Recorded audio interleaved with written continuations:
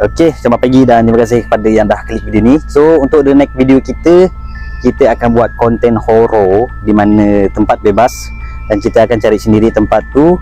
Jadi sebelum tu saya nak ceritakan dulu bahawasanya dulu saya ada satu penyakit yang dapat lihat benda-benda pelik macam ni lah. Jadi itu sebenarnya penyakit ya, kepada yang dapat lihat benda macam-macam tu, yang orang sebut macam-macam lah, mata hantu lah bagai. Sebenarnya tu penyakit dan boleh sembuh penyakit tu kalau korang pergi berubat di tempat yang sesuai dan betul kena pada batu.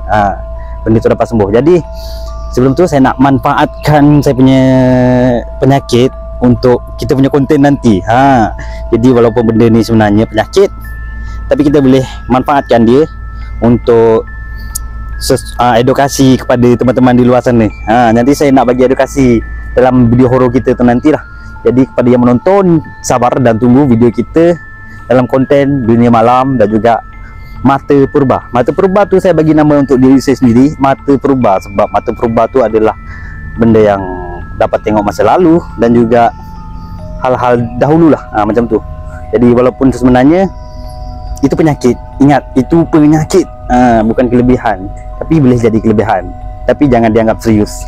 Okey, pergi berubat kalau dapat tengok benda pelik-pelik.